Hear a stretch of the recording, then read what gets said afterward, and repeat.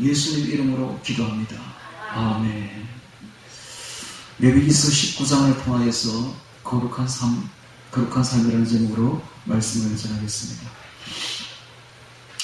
레위기의 주제는 거룩입니다. 거룩하라. 내가 거룩하니 너희도 거룩하라. 그리고 이 레위기서 19장은 전체적인 그 제목이 거룩한 삶입니다. 그러므로 이 레위기 19장이야말로 레위기서에 있어서 가장 중요한 장이라고 할 수 있습니다. 그래서 오늘 우리는 레위기서 중에서도 가장 중요한 장에 들어갔습니다. 오늘 하시는 이 말씀은 가장 중요한 말씀입니다. 예수님께서 말씀하시기를 서기관이 물었습니다.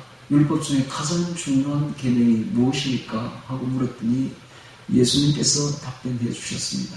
가장 중요한 계명이란 하나님을 사랑하고 이웃을 사랑하는 것. 이것이 온 율법과 선지자의 강령이니라라고 말씀하셨습니다. 하나님을 사랑하고 이웃을 사랑하는 것, 이것이 온 율법과 선지자를 다 합친 것과 똑같다. 즉, 온 율법과 선지자는 구약 전부를 말합니다. 구약 전체의 말씀을 요약하면, 핵심을 요약하면 바로 하나님 사랑, 이웃 사랑으로 요약된다. 이런 뜻이죠. 그 말이 바로 19장입니다. 19장을 한마디로 말하면 거룩한 삶인데, 하나님께서 우리에게 원하시는 삶은 거룩한 삶인데, 이 거룩한 삶을, 그 내용을 분석해 보니까 하나님 사랑, 이웃 사랑인 것입니다. 그래서 어떻게 우리가 이웃 사랑과 하나님 사랑을 통하여서 거룩해질 것인가를 오늘 생각해 봐야 됩니다. 보통 사람들이 생각하기를 거룩한 삶, 경건한 삶은 뭐 아무것도 하지 아니하고 가만히 있는 삶이 거룩한 삶이요, 경건한 삶이 아닌가라고 생각되는데 그것은 전혀 아닙니다. 전혀 아닙니다. 하나님께서 말씀하시는 거룩이란, 경건이란 어떤 삶인가? 야고보서 1장 27절에 말하기를 하나님 앞에서 정결하고 더러움이 없는 경건은 곧 고아와 과부를 그 환난 중에 돌아보고 또 자기를 지켜 세속에 물들지 아니하는 이것입니다. 라고 말했습니다. 즉 우리가 상상하는 경건 거룩의 개념과 하나님이 말씀하시는 경건 거룩의 개념은 다르다는 것입니다. 우리는 그냥 아무것도 하지 아니하고 거룩한 채 목에 힘 딱 주고 이렇게 생활하는 것이, 아무것도 하지 않냐고 점잖게 생활하는 것이 거룩하고 경건한 삶인 줄 생각하는데 전혀 그렇지 않습니다. 하나님 말씀하시는 거룩과 경건은 적극적으로 선을 행하는 것입니다. 그 선이란 바로 사랑입니다. 적극적으로 하나님을 사랑하고 적극적으로 이웃을 사랑하는 것, 이게 바로 거룩이요 경건임을 말씀하고 있습니다. 그래서 하나님 말씀하시기를 히브리서에도 말하기를 너희는 저 안식에 들어가기를 더욱 힘쓸지니 이런 말을 하고 있습니다. 적극적으로 힘써서 하나님을 사랑하고 이웃을 사랑하라. 이것이 거룩이다 라고 말하고 있는 것입니다. 반대로 말하면 아무것도 하지 않은 채 하나님을 사랑하지도 않고 이웃을 사랑하지도 않는 것은 하나님이 보실 때 거룩한 삶이 아닙니다. 거룩한 완전히 반대로 가는 삶인 것입니다.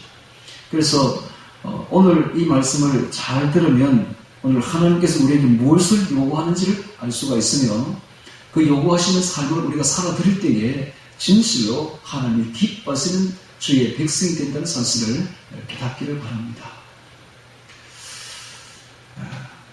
제가 오늘 아침에 이렇게 인터넷을 보다가 세계를 이렇게 보게 됐는데 중국에 가면 묘족이라고 있어요. 묘족.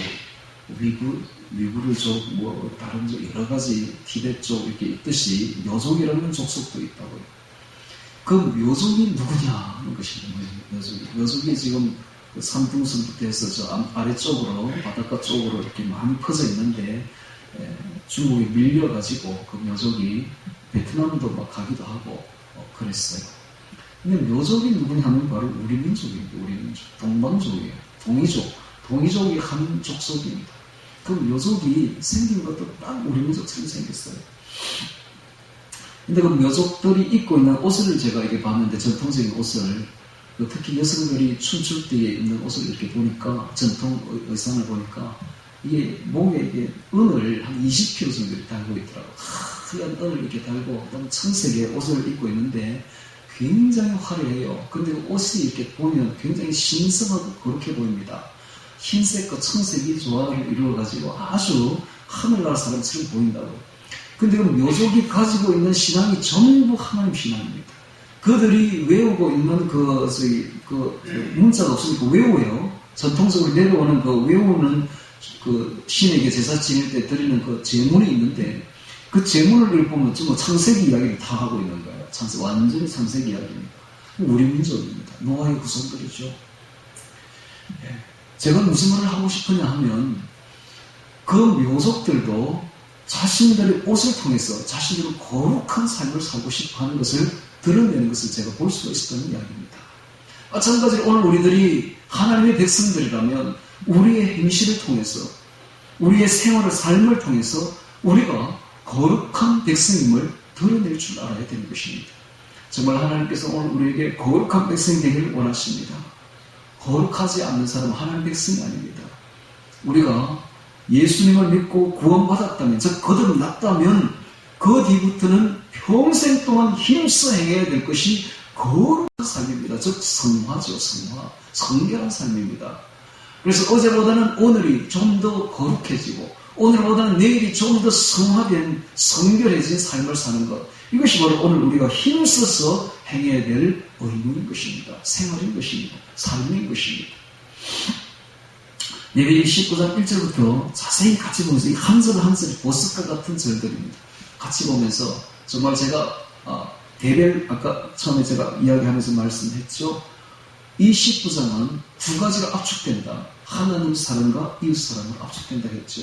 거룩한 삶이란 다른 것이 아니라 하나님 사랑이요 이웃 사랑입니다. 구체적으로 어떻게 우리가 하나님을 사랑할 것인지, 이웃을 사랑할 것인지를 1절부터 같이 보면서 보도록 하겠습니다. 자, 1절입니다. 여호와께서 모세에게 일러 가라사대 너는 여호와께서 나는 여호와니라, 이런 말을 계속하고 있습니다. 자, 이것은 그만큼 중요하다는 겁니다. 지금부터 하는 이 말은 하나님께서 직접 하나님의 친백성들에게 하시는 말씀으로서 아주 중요함을 나타내기 때문에 나는 여호와니라, 이런 말을 계속적으로 하고 있는 것입니다. 여호와께서 모세에게 일러 가라사대 너는 이스라엘 자손의 온 회중에게 구하여 이르라. 너희는 거룩하라. 나 여호와 너희 하나님이 거룩함이니라. 이것이 주제입니다. 너희는 거룩하라. 왜냐하면 내가 거룩하기 때문에. 너희는 나의 친백성이므로 너희는 반드시 나를 닮아야 된다. 나의 형상을 본받았으므로 나를 닮아라. 나의 성품을 빼닮아라. 나는 거룩하니 너희도 거룩하라. 라고 말씀하고 있습니다. 오늘 우리가 예수님을 사랑한다면 사랑하는 예수님의 모습을 닮아가야 됩니다.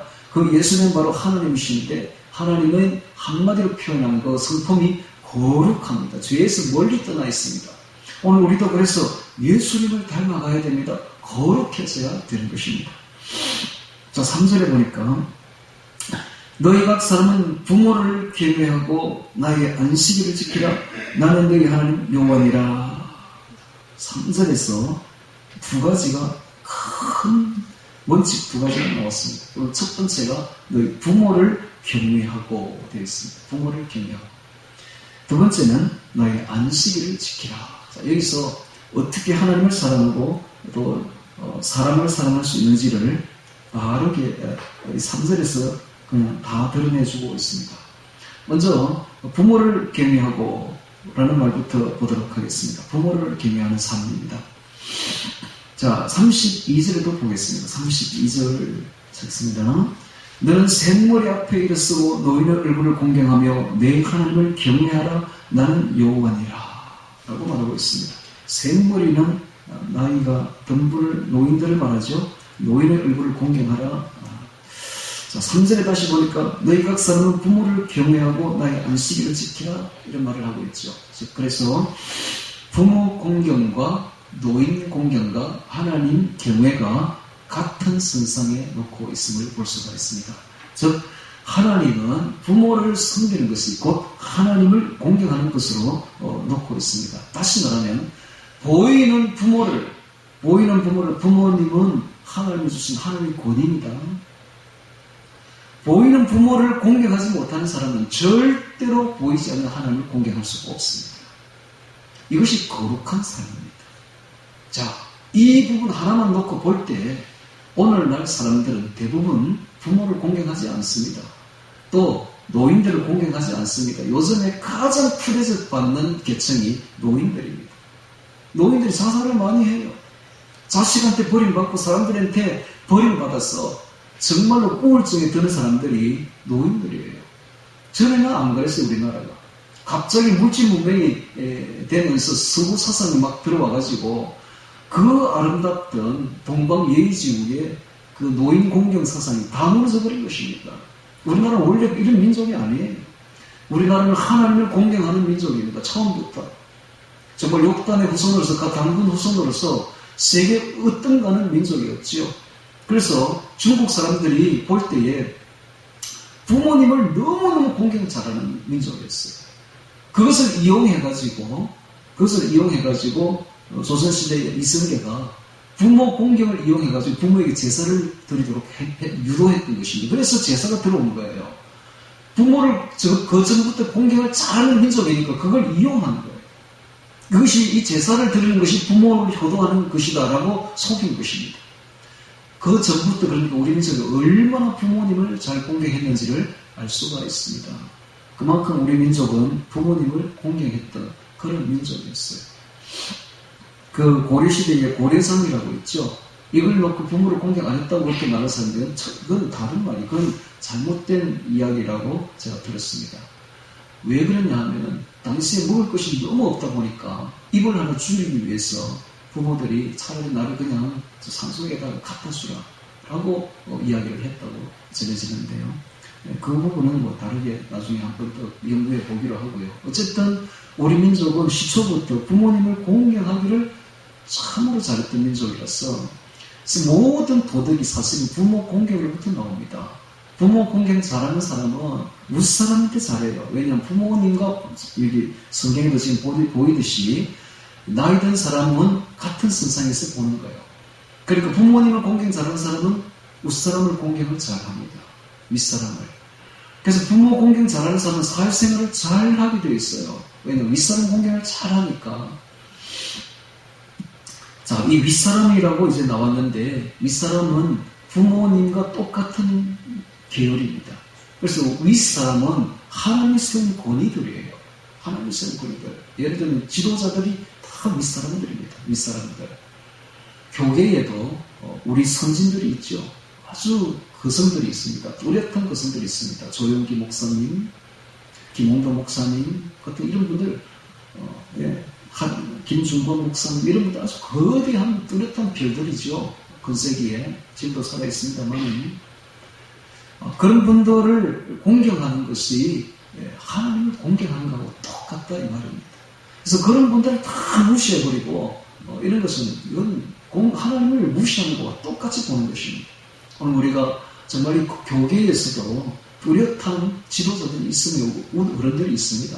그런 분들을 우리가 공경할 줄 아는 것, 이것이 하나님을 경외하는 방법이다라고 지금 말씀하고 있는 것입니다. 이게 바로 거룩한 삶입니다. 반대로 말하면 다 무시해버리고 부모도 무시하고 어른도 무시하고 선상처나 유아독종처럼 그렇게 살아가면 이게 거룩한 삶이 아니라는 것입니다. 하나님 볼 때는 거룩과 완전히 반대의 삶을 살고 있는 것입니다. 다른 사람을 공경할 줄 아는 것, 이것이 바로 하나님의 거룩한 백성이 되는 길입니다.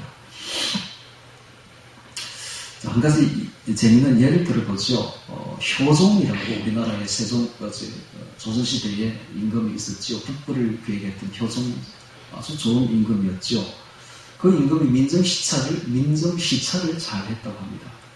어느 날 민정시찰을 나갔는데 그 동네에 아주 효자가 있었대요.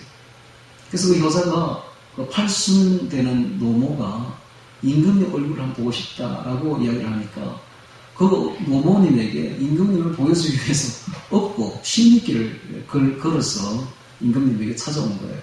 임금님이 그 감동에, 효성에 감동되어가지고 저 효자에게 큰 상을 내리라라고 말을 했습니다. 자, 이 소문이 이제 삽시간에 커지게 됩니다. 효자가 임금님의 상을 받았다. 그래서 그 동네에 사는 불효자가 있었어요. 이 불효자도 이제 상을 타고 싶은 욕심에서 자기 어머니를 억지로 들쳐 업고는 이제 임금님한테 이제 온 거예요.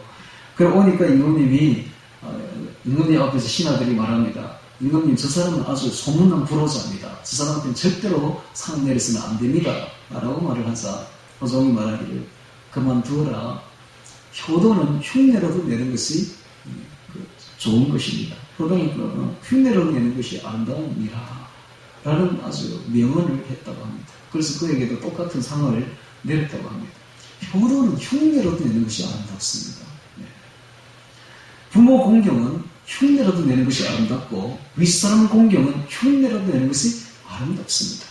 질서를 지켜야 됩니다. 하나님이 세우신 그 질서를 우리가 공경하며 그 질서에 순응하는 것이 얼마나 아름다운지 모릅니다.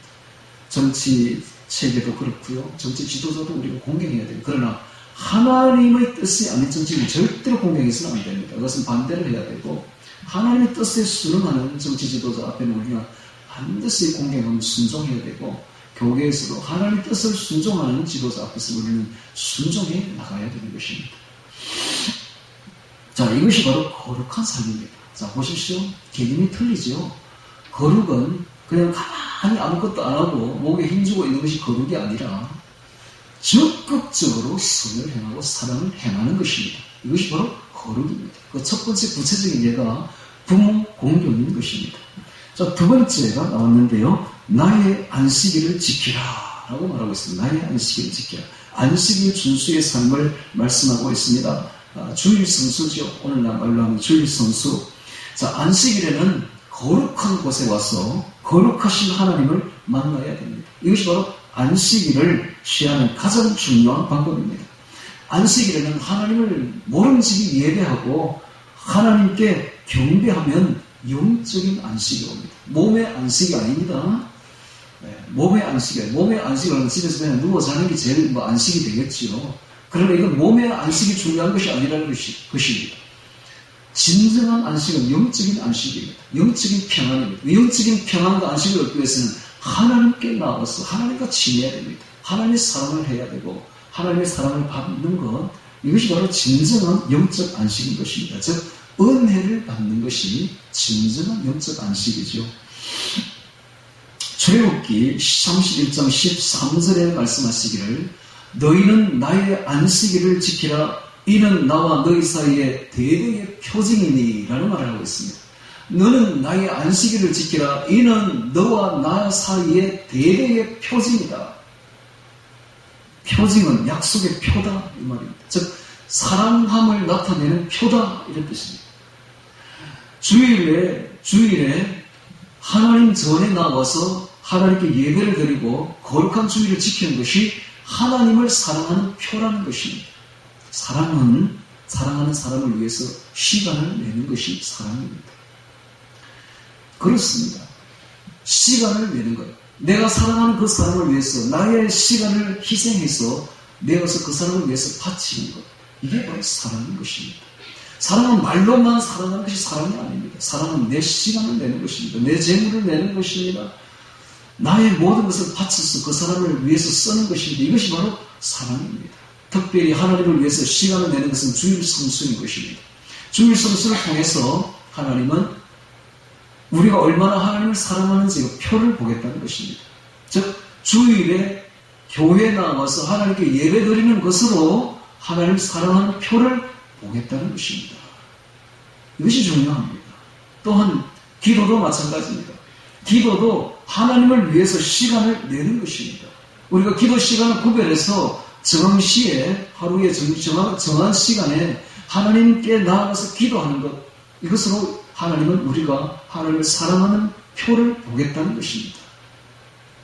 말씀을 읽는 것도 마찬가지입니다. 아침에 일어나서 성경책을 보며 해설서를 보면서 말씀을 묵상하는 그 시간을 가진 것으로 하나님은 우리가 하나님을 얼마나 사랑하는지 그 표를 보겠다는 것입니다. 이렇게 하나님을 사랑하는 것은 하나님을 위해서 시간을 내는 것으로 결정됩니다. 오늘 우리가 특별히 주일로 신약에서는 지키고 있는데요. 안식일은 구약에서는 토요일이었죠. 토요일이 예수님 이후로 주일로 바뀌었습니다. 자, 이것은 무엇을 뜻하는가? 바로 예수님이야말로 참된 안식일을 우리에게 준 것입니다. 즉, 참된 구원을, 그리고 참된 영혼의 안식을, 그리고 참된 생명을 준 것입니다. 이것이 바로 부활로 나타났습니다. 그래서 오늘 우리는 부활을 기념하는 주일을 주일로 우리는 지키고 있는 것입니다. 왜냐하면 이 예수님께 오셔서 참된 안식을 완성시켜 주셨기 때문에 그 완성시킨 날이 바로 부활인 것입니다. 부활절인 것입니다.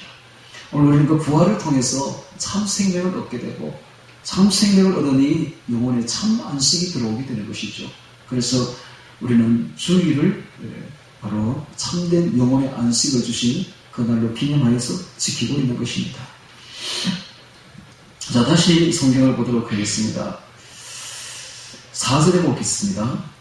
너희는 헛것을 만들지 말며 너희를 위하여 신상들을 보고 만들지 말라. 나는 너희 하나님 여호와니라. 우상숭배하지 말라라는 것이죠. 우상숭배하지 말라. 자, 왜 우상숭배를 하지 말아야 되는가? 우상은 헛것이기 때문에 그렇습니다. 헛것입니다. 아무것도 아닙니다. 헛것은 우리에게 그들은 아무것도 줄 수가 없는 것입니다. 어떤 복도 줄 수가 없습니다. 어떤 화도 내릴 수가 없습니다. 그들이 바로 우상이기 때문에 그렇습니다. 우상은 낯선입니다. 아무것도 아닌 것입니다. 근데 그 아무것도 아닌 것을 위해서 우리의 몸과 마음을 바친다는 것은 이것은 우상 숭배에 불과한 것입니다. 하나님께서 지금 하나님 사랑하는 방법을 이야기를 하고 있습니다. 너희는 나 외에는 다른 신을 너에게 두지 말라는 것입니다. 우리 마음에 온통 우상으로 채우지 말라는 것입니다. 온통 하나님으로 가득 채우라는 이야기를 하고 있습니다. 왜냐하면 진정한 복과 화를 내리실 수 있는 분은 하나님밖에 없기 때문에 그렇습니다. 우리에게 진정한 복이 되는 분은 하나님밖에 없습니다. 다른 모든 것은 그냥 무지개에 불과한 거예요. 무지개를 쫓아가지 마세요. 그것은 아무것도 아닌 것입니다. 무지개처럼 아름다고 영롱해 보일지라도 그것은 환상에 불과한 거예요. 어떤 것도 하나님 외에는 전부 다 우상 숭배에 불과한 것입니다. 그래서 이것이 골로새서에 들어오면서 골로새서에서는 3장 5절에 탐심이 곧 우상 숭배니라 라는 말을 하고 있습니다. 탐심, 욕심이죠. 하나님보다 더 원하는, 더 가치를 두는, 더 의지하는, 더 크게 보이는 모든 물질들에 대한 탐심, 정욕에 대한 탐심, 명예욕, 권세욕에 대한 탐심이 다 우상 숭배라는 것입니다. 그래서 이 말씀을 보면 오늘 우리가 거룩한 삶을 살기 위해서는 욕심을 버려야 된다는 것을 알 수가 있습니다. 무욕의 삶을 살아야 됩니다. 세상 모든 욕심들이 다 헛것인 줄 알고 다 우상 숭배인 줄 알고 다 내려놓아야 됩니다. 우리는 오직 진정한 기쁨과 진정한 만족은 하나님밖에 없음을, 우리의 영혼에 진정한 만족이 되는 분은 그분밖에 없음을 알고 그분만으로 채우라는 것입니다. 오직 주 예수님만으로, 오직 성령으로, 오직 하나님만으로 채울 때에 우리의 잔이 넘치게 된다는 사실을 깊이 깨닫고 세상 어떤 물질로 채워도 채워지지 않습니다. 세상 어떤 정력으로 채워도 절대로 그 정력을 채울 수가 없습니다. 어떤 명예, 어떤 권세로 채워도 절대로 채워지지 않습니다. 오직 우리의 만족하고 우리를 만족하고 우리를 채울 수, 작은 잔을 채울 수 있는 분은 하나님밖에 없습니다. 그래서 우상을 섬기지 말고 하나님을 사랑하라 라는 말씀을 하고 있습니다. 자, 이것을 보면 여기까지만 봐도 거룩한 삶은 적극적으로 하나님을 사랑하는 삶이요, 적극적으로 사람을 사랑하는 삶이라는 것을 알 수가 있습니다. 자, 5절에 또 보겠습니다. 5절에 너희는 화목제 희생을 여호와께 드릴 때 연락되도록 드리고 그 제물은 드리는 날과 이튿날에 먹고 제3일까지 남았거든 불사르라. 제3일에 조금이라도 먹으면 가져간 것이 되어 연락되지 못하고 그것을 먹는 자는 여호와의 성물 더럽힘을 인하여 죄를 당하리니 그가 그 백성 중에서 끊쳐지리라. 왜 3일에는 불사르라고 했을까요? 고기를. 당시에는 고기를 저장할 만한 딱히 냉장고라든지 이런 게 없었기 때문에 한 3일쯤 되면 이제 불편이 시작합니다. 그럼 위생적인 면도 있지만 다른 면도 있습니다. 제3일까지 남겨놓은 것은 이건 욕심입니다. 화목 제물을 하나님께 드리고 남은 것을 이웃과 나누어 먹으라는 것입니다. 혼자 먹으려고 남겨두지 말라는 거예요.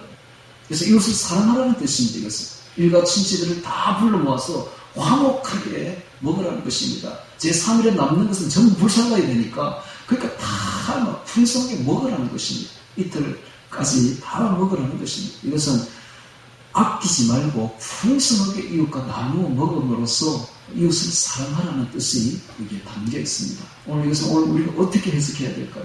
우리가 가진 물질을 너무 과도하게 아껴서 아무것도 나누지 못하고 이웃과 풍성한 삶을 살지 못하는 이것이 나중에 큰 후회거리로 남겠다는 이야기를 지금 하고 있습니다.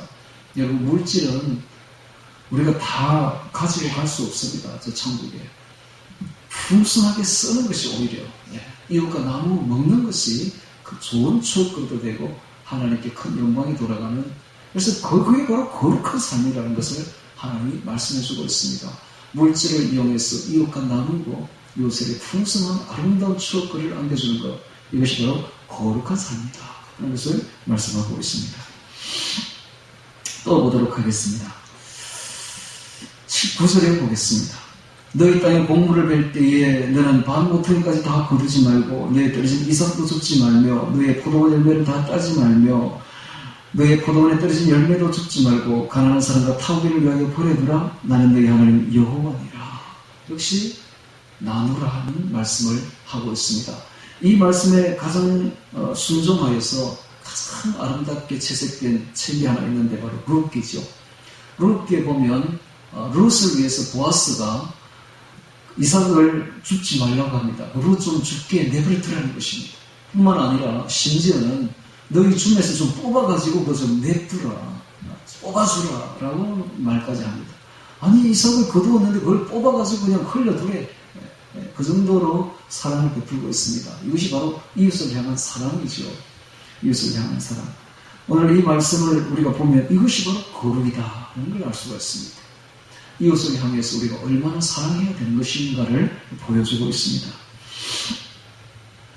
자, 이웃을 이렇게 사랑하는 것은, 이웃을 사랑하는 것은 어떤 의미를 지니고 있을까요?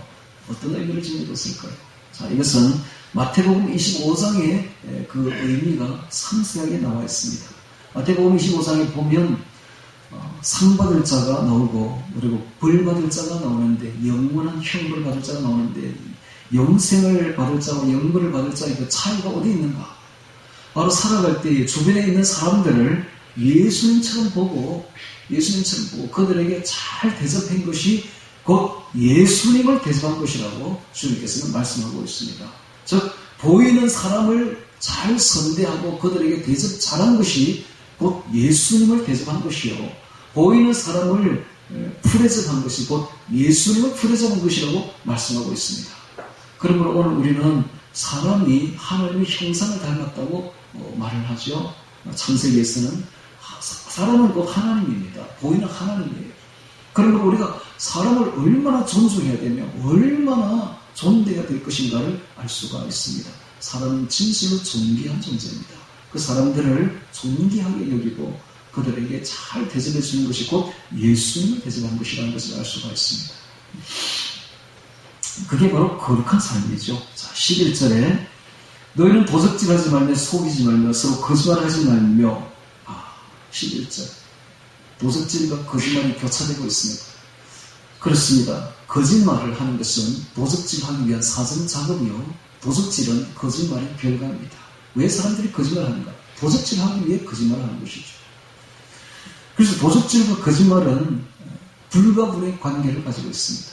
오늘 하나님께서는 우리 성도들에게 뭐라고 말하고 있습니까? 정직하라는 것입니다. 속이지 말고 정직하라. 속이지 말라. 정직하라. 이것이 바로 거룩한 삶이라는 것입니다. 거룩한 삶. 요즘에 우리 가장 뜨고 있는 목사님이 바로 정강훈 목사님이죠. 정강훈 목사님. 이 난세의 영웅입니다. 완전히. 하나님이 내리신 다윗과 같은 분이죠. 그분이 말이 거칩니다. 욕이 태반이죠. 그래도 열광을 해. 온 국민들이 열광을 합니다. 물론 다 열광하는 것은 아니죠. 100명에 한 3명 정도는 별로 좋아하지 않습니다. 그래서 그 사람들은 다른 신앙을 가지고 있다든지 다른 사상을 가지고 있기 때문에 그렇겠죠. 그러나 대부분의 국민들이 그냥 열광을 해요. 근데 국내보다 국외가 더 열광을 한다고 해요. 국외에서는 그냥 막 얼마나 좋아하는지 그분을. 왜 그렇습니까? 그분 말하는 게 너무 솔직하니까, 정직하니까, 속에 뭘 감추는 게 없으니까 그냥 욕을 해도 좋아하는 거예요. 그런데 반대로 황교안 씨가 이제 데뷔되는데, 황교안 씨는 처음에 사람들이 굉장히 좋아했습니다. 근데 요즘에 너무너무 좋아하지 않아요. 왜? 속에 뭔가 감추고 있는 것 같다는 거예요. 뭐 도대체 저 사람 속에 뭐가 들은지 모르겠다는 거예요. 그러니까 좋아하지 않는 것입니다. 오늘 우리 성도들이 속이 허리 들이다 보이는 사람들이 돼요.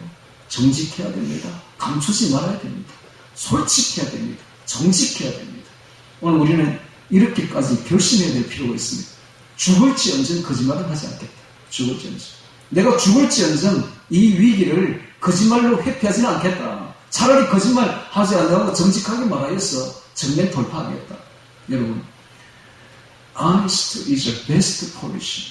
정직이 가장 최선의 정책입니다. 최선입니다.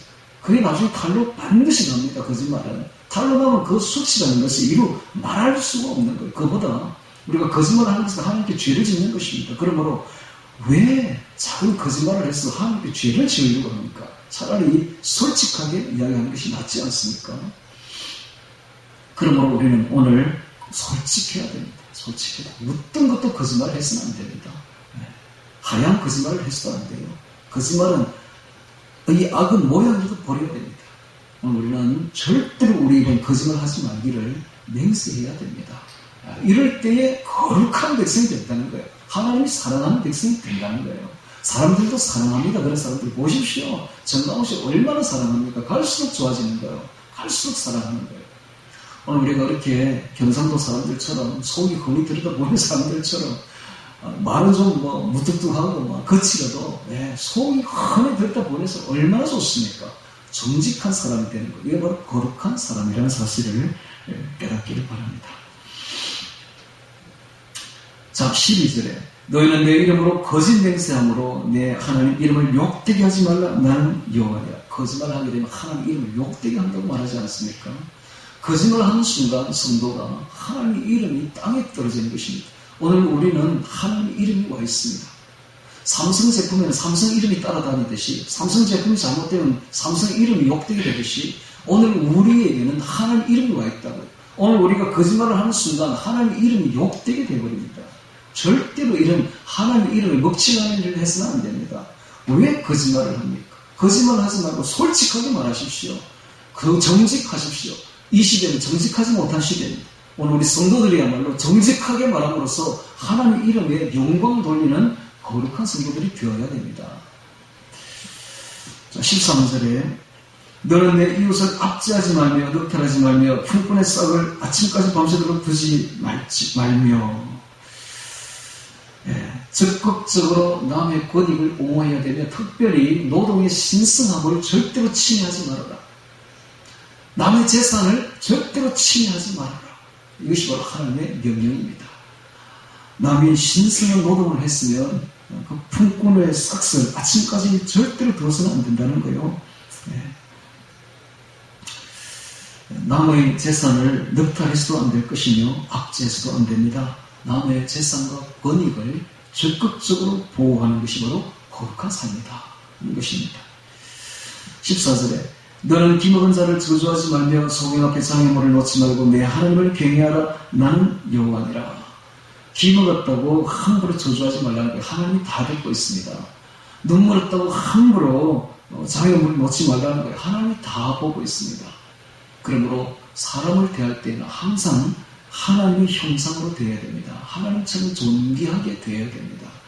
함부로 사람을 해서는 안 됩니다.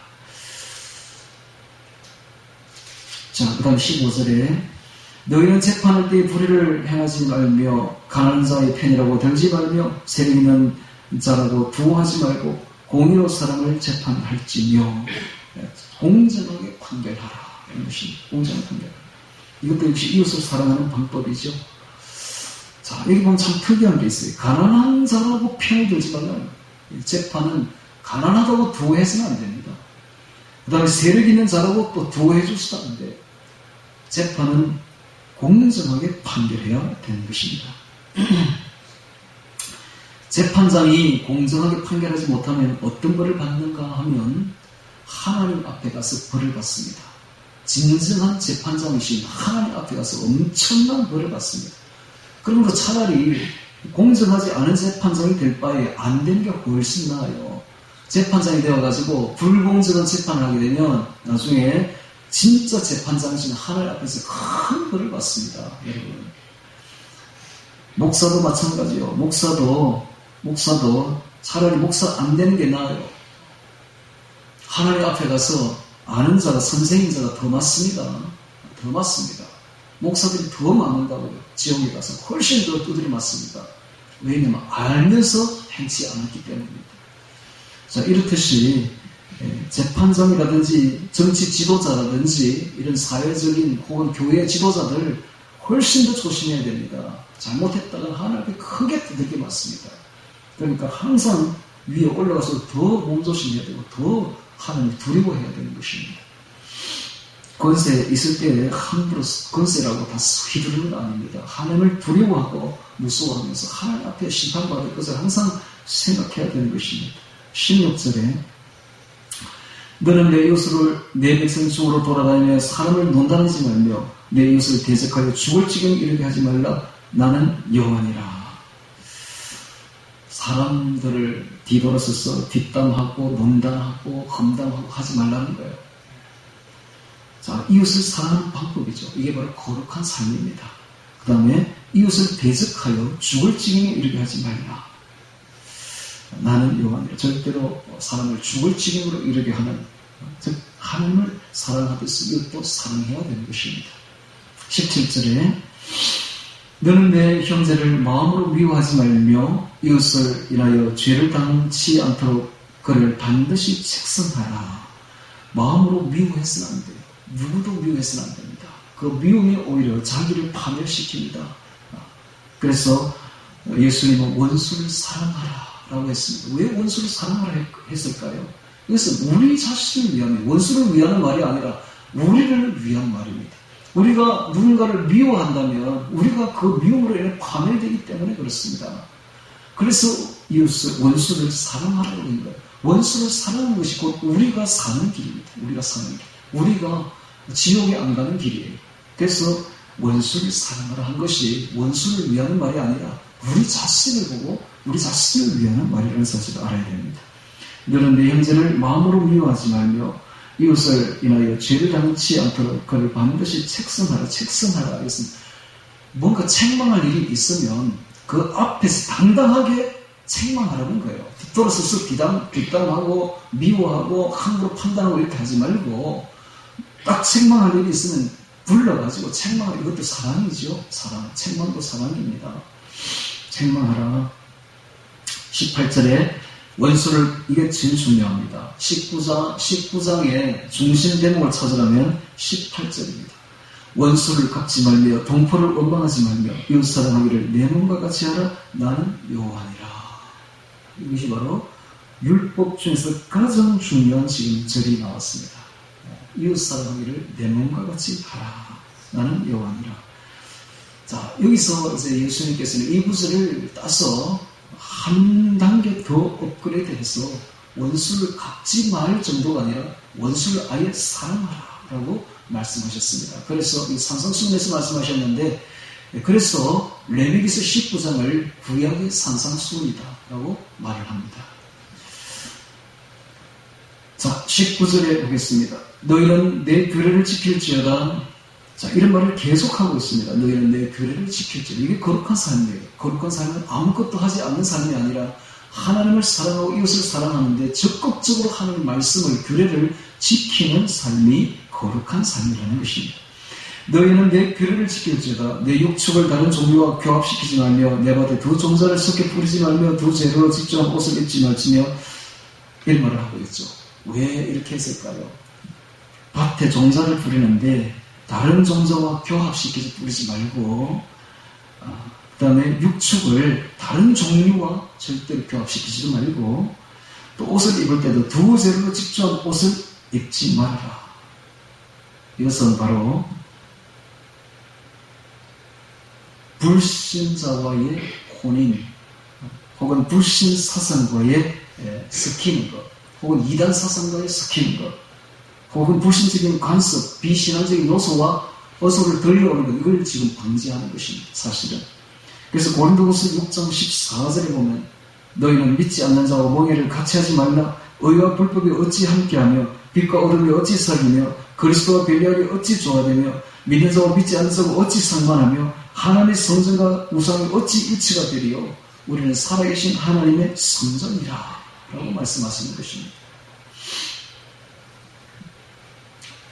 이단과 절대로 섞어서는 안 됩니다. 이단과 사상을 절대로 섞어서는 안 돼요. 불신자와 절대로 사상을 섞어서도 안 되고 결혼을 해서도 안 되는 것입니다. 자, 그 이야기를 하고 있습니다. 자, 20절을 보겠습니다. 무라 아직 송양도 되지 못하고 해방도 되지 못하고 정원한 시종과 사람이 행음하면 두 사람이 형벌은 받으려니와 그들이 죽임을 당치 않을 것은 그 여인이 아직 해방되지 못하였습니다. 그 남자는 그 속건제 물고 속건제 수양을 해놓으면 여호와께로 끌어올 것이요 제사장은 그의 범한 죄를 위하여 그 속건제의 수양으로 여호와 앞에 속죄할 것이요 그러면 그의 범한 죄의 사함을 받으리라. 여종이 있었는데 아직 결혼을 안 한 여종을 범하게 되면 반드시 그에 대한 속건제는 배상이지 않습니까? 배상을 해야 된다 라고 이야기하면서 노예 여종이 주인에게 강간을 당했다면 힘이 없기 때문에 다 당한 것이므로 여종을 죽이지는 말라고 말을 하고 있는 것입니다. 그리고 그에 대한 상응하는 배상을 반드시 하라고 말하고 있는 것은 이 여종을 향한 하나님의 사랑이죠. 그래서 여종조차도 그 인격을 존중하고 그를 사랑하라는 이야기가, 존중력이라는 이야기가 여기에 들어있습니다. 그렇습니다. 오늘 우리는 사람을 함부로 판단하고 함부로 짓밟아서는 절대로 안 된다는 거예요. 어떤 사람도 존중의 여김을 받아야 됩니다. 어떤 사람도 사랑받아 마땅한 것입니다. 오늘 우리 모두는 다 하나님의 형상을 받은 존귀한 존재들입니다. 어떤 누구도 함부로 짓밟을 존재는 아무도 없다는 사실을 하나님 이렇게 말씀하고 있습니다. 23절에 보겠습니다. 너희는 그 땅에 들어가 각종 과목을 심거든 그 열매는 아직 할례받지 못한 것으로 여기되었고 3년 동안 너희는 그것을 할례받지 못한 것으로 여겨 먹지 말 것이요 제3년에는 그 모든 과실이 거룩하니 여호와께 드려 찬송할 것이며 제5년에는 그 열매를 먹을지니 그리하면 너희의 그 소산이 풍성하리라. 난 너희 하나님 여호와니라. 과실나무를 심었는데 3년 동안은 절대로 과실을 먹지 말고 키우려고도 하지 말고 다 따버리고 조기에 따버리라는 거예요. 제 4년째에 이제 비로소 열매가 맺히거든 첫 열매를 하나님께 드리라는 것입니다. 그리고 5년째부터는 이제 먹으라는 것입니다. 이건 뭘 뜻합니까? 과도하게 욕심을 부리지 말라는 것입니다. 특별히 이것은 과학적으로 입증된다고 그래요. 과실나무가 3년까지는 열매가 잘 맺히지도 않거니와 맺히는 열매를 따줘야만이 풍성하게 4년째 때 풍성하게 열매가 맺힌다고 그렇게 전해집니다. 자, 26절에 보겠습니다. 이것이 거룩한 삶이라는 것은 뭘 말합니까? 거룩한 삶은 너무 과도한 욕심을 부리지 않는 삶이지요. 거룩한 삶은 시기를 다 맞춰서 풍성하게 성숙될 때까지 기다렸다가 자연스럽게 취하는 것, 열매도 이게 바로 거룩한 삶이라는 거예요. 아직 풋가루도 되지 않은 걸 따먹는다고 시기도 되지 않았는데 이것은 거룩한 삶이 전혀 아니라는 사실을, 과도한 욕심을 부리지 말라는 사실을 우리에게 말씀하고 있습니다. 26절에 보겠습니다. 너희는 무엇이든지 피채 놓지 말며 복수를 하지 말며 술수를 행치 말며 머리카락을 둥글게 깎지 말며 수염꽃을 손상치 말며 죽은 자를 위하여 너희 살을 내지 말며 몸에 무늬를 놓지 말라. 나는 여호와니라. 이 모든 것이 다 이방 미신, 이방 관습을 말하고 있습니다. 즉 여기 보면 피채 먹는 것도 이방적인 미신의 이방 관습이요, 복수를 해놓은 것, 술수를 해놓은 것 전부 다 이방의 우상을 숨기는 방법이며, 머리카락을 둥글게 깎는 것도 우상 숭배의 한 형태였다고 합니다. 이것은 천체 숭배가 둥근 하늘 모양을 본떠서 머리를 둥글게 깎고 수염까지도 둥글게 깎는 습관이 있었다고 합니다. 그래서 수염꽃을 손상치 말라라는 것이죠. 죽은 자를 위하여 너희 살을 베지만 이것도 앞뒤로부터 보호한다는 미신적인 생각으로 자기 살을 베는, 죽은 자를 위하여서 자기 살을 베는 그런 미신적인 관습이 있었고, 몸에 무늬를 놓지 말라라고 말하고 있습니다. 이것도 미신적인 관습이에요. 근데 오늘날 이 몸에 무늬를 놓는 타투 하는 이런 것이 너무 많이 성행되고 있죠. 특히 연예인들이, 특히 스포츠인들이 그렇게 선도를 함으로써 그것이 마치 좋은 것이냐 그렇게 생각하는 그런 경향이 있는데, 이런 문신은 절대 해서는 안 됩니다. 하나님께서 지금 금지하고 있어요. 이게 옛날에 우상숭배의 한 형태였고, 또 이것이 절대로 해서는 안 되는 것은 이것은 앞으로 666표로 그대로 이어집니다. 그 문신을 자꾸 허용하게 되면 666표 받는 것도 자연스럽게 받게 되는 거예요. 그래서 오늘 우리는 우리 몸에 어떤 문신도 허락해서는 안 되는 것입니다. 29절에 보겠습니다. 이게 바로 거룩한 삶이라는 거예요. 거룩한 사람은 문신하지 않습니다. 반대로 거룩하지 못한 사람이, 세속적인 사람이 문신을 한다는 걸 알아야 돼요. 자, 29절에 내 딸을 더럽혀 기생이 되게 하지 말라. 엄풍이 전국에 퍼져 죄악이 가득할까 하노라. 당시에 딸을 성전 창기로 만드는 것을 영예롭게 생각했다고 해요. 마치 오늘날 딸들을 연예인에게 보내는 것, 그래서 무대에서 춤추고 하는 것이 무슨 영광인 줄 아는데 전혀 그렇지 않습니다. 마찬가지로 당시에 딸들이 기생이 되는 것을 영광으로 생각했는데 전혀 그렇지 않습니다. 하나님께서 말씀하십니다. 엄풍이 전국에 퍼져 죄악이 가득할까 하노라. 자, 30절에 이것이 바로 거룩한 생활이죠. 오늘날 정말로 세속적인 생활들이 계속되다 보니까 사람들이 감각이 무뎌져가지고 연예인 되는 것이 무슨 자랑인 줄 생각하는데 전혀 그렇지 않습니다. 오늘 우리는 딸들을 점잖게 거룩하게 키워야 돼요. 거룩한 일을 하게 해야 됩니다. 자, 30절에 내 안식일을 지키고 내 성소를 공경하라. 나는 여호와니라. 마찬가지로 아까 우리 4절에서 보았듯이 안식일을 지키고 하나님의 성전을 공경하는 것, 이것이 바로 하나님을 사랑하는 방법입니다. 사랑은 시간을 내는 거예요. 안식일에 하나님께 찾아와서 예배를 드리는 것이 하나님을 사랑하는 표인 것입니다. 이게 징표인 것입니다.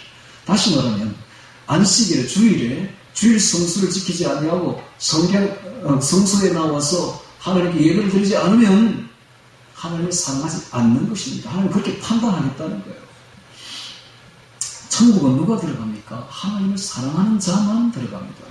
하나님을 사랑하지 아니하는 자는 아무리 말로써 하나님을 사랑합니다 해도 그건 인정받지 못하는 거예요. 사랑은 말로 하는 것이 아니라 반드시 시간을 내어서 하나님께 바치는 것, 이게 바로 사랑인 것입니다. 31절에 봅니다. 너희는 신접한 자와 박수를 맺지 말며 그들을 추종하여 스스로 더럽히지 말라. 나는 너희 하나님 여호와니라. 박수, 신접한 자 다 귀신 들린 자들이요, 하나님이 제일로 더럽게 여기고 원수같이 여기는 자들입니다. 그들로 인하여 더럽히지 말라라고 말합니다. 어떻게 귀신과 성령이 같을 수가 있겠습니까? 우리는 거룩한 순결한 성령으로 거룩하게 더듬음을 받아야 되며, 성령으로 우리가 받을 때 우리 몸과 영혼은 깨끗해집니다. 거룩해집니다. 모든 죄가 다 씻겨나갑니다. 그러나 귀신을 받게 되면 더럽게 됩니다. 더럽게. 귀신 뒤에는 뭐가 따라옵니까? 온갖 죄악들이 다 따라옵니다. 온갖 죄를 일으키는 원흉들이 바로 뱀이요, 귀신들이 아닙니까? 그 영적 뱀들, 그 귀신들로 자신을 더럽히지 말라고 주님께서 말하고 있는 것입니다. 영적인 부분이죠. 오늘 우리가 영적으로 거룩해야 된다는 사실입니다. 32절에 너는 샘머리 앞에 일어서고 노인의 얼굴을 공경하며 내 하나님을 경외하라. 나는 여호와니라. 부모를 공경하는 사람들이 노인들도 공경하는 법입니다. 또 어른들도 공경하며 지도자들을 공경합니다. 여러분, 질서에 순종한 사람이 권위도 가지게 된 법입니다. 질서에 순종하지 못한 사람이, 권위 앞에 순종하지 못한 사람은 절대로 권위를 가질 수가 없습니다. 누구든지 권위를 가지고자 한다면 권위 앞에 순종한 사람만이 권위를 가지게 되는 것입니다. 33절에 타국인이 너희 땅에 우거하여 함께 있거든 너희는 그를 학대하지 말고 너희와 함께 있는 타국인을 너희 중에서 나은 자같이 여기며 자기같이 사랑하라. 너희도 애국 땅에서 객이 되었더니라. 나는 너희 하나님 여호와니라.